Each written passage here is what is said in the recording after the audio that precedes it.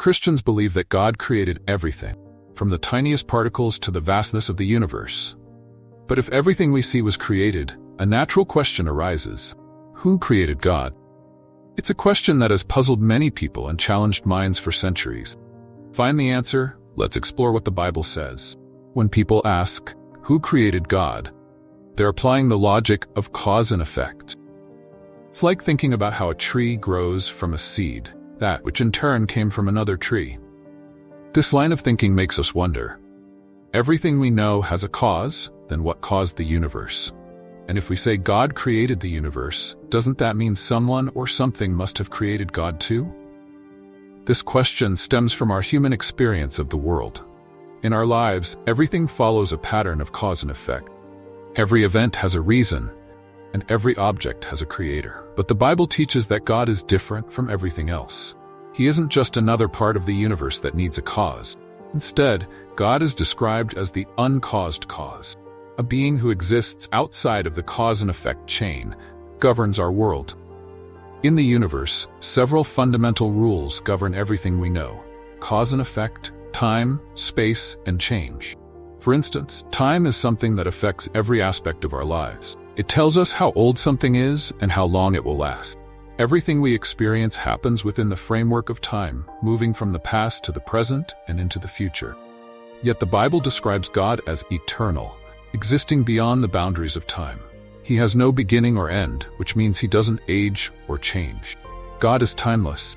Similarly, space is another rule that limits everything in our universe. Every object occupies a specific place, and nothing can be in more than one location at a time.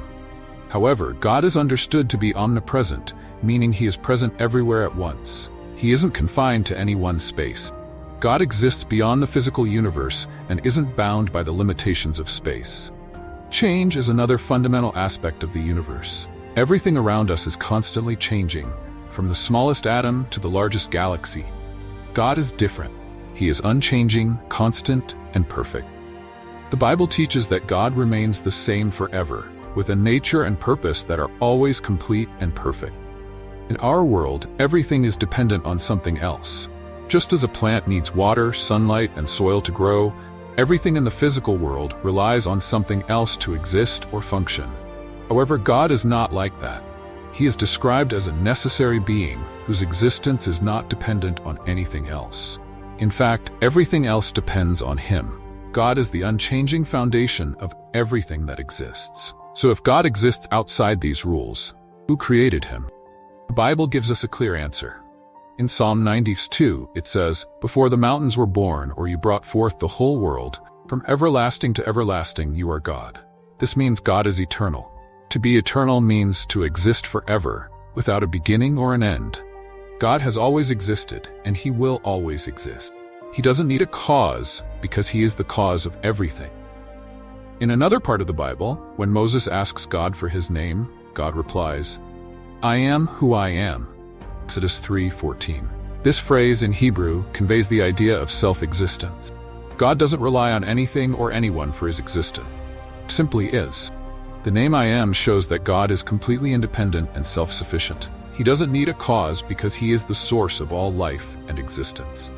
Some people argue that God is just another being within the universe, subject to the same rules as everything else. But the Bible teaches that God isn't just another part of creation. He is the creator of everything. Psalm 33:6 says, "By the word of the Lord the heavens were made, their starry host by the breath of his mouth." God is the one who made the universe and everything in it. He exists outside of it and is not subject to its rules. In Colossians 1:16, it says, "For in him all things were created, things in heaven and on earth, visible and invisible, whether thrones or powers or rulers or authorities, all things have been created through him and for him." This passage shows that everything, both visible and invisible, was created by God. He is the ultimate source of all that exists. The mistake we often make when asking, "Who created God?" is thinking of God in the same way we think of ourselves. We forget that God is far beyond our understanding. He is infinitely greater than us, and his ways are beyond our comprehension. While it's natural to have questions, the Bible encourages us to trust in God's nature and his word. He is the creator, not the created, and everything we